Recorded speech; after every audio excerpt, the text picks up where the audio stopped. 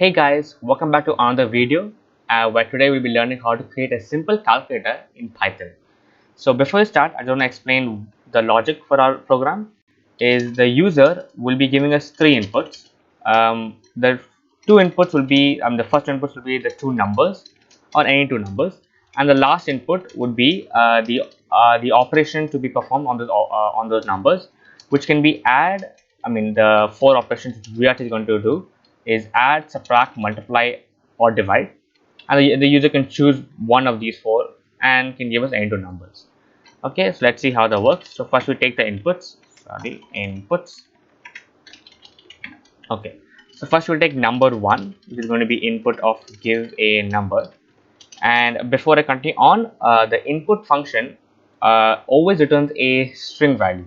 So even if the user returns, let's say 5, this is going to give us 5 in string, which is not what we want. We want a integer value 5. So what I can do is I'm going to wrap this input function in an int function call. And what this does is first we'll take input and get a number in its string value. This string value of the number will be converted to an integer, and that now the number in this integer format will be stored in num1.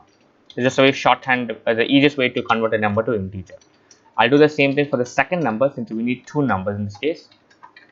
Give another number, I guess.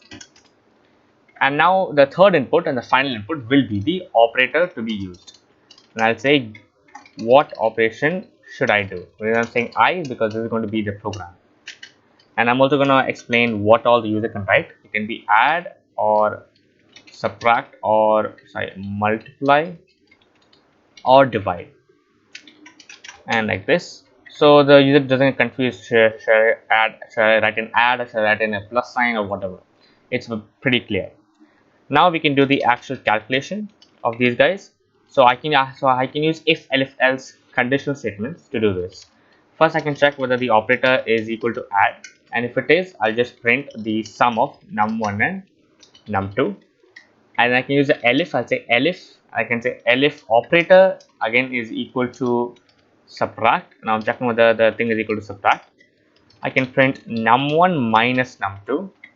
Again, I can use elif operator is equal to multiply,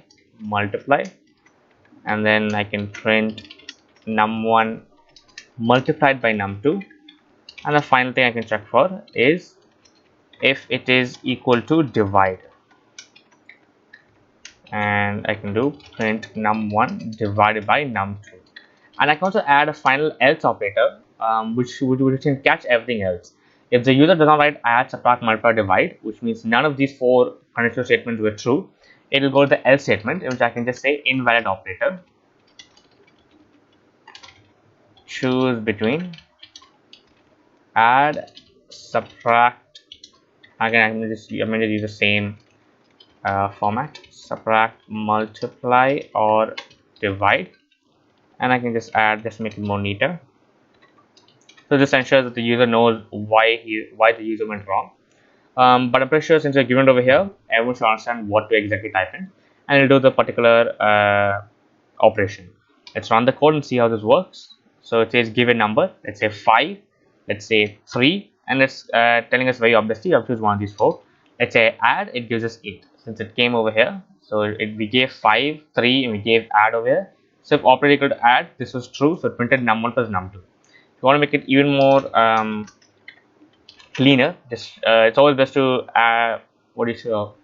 give a few lines between the inputs and the actual output, so the user knows what's what.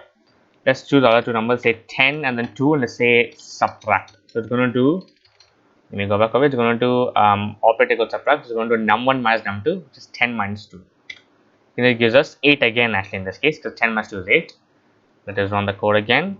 Let's say we do 100, and then let's say we do 3, and let's say we do multiply. It's going to give us 300.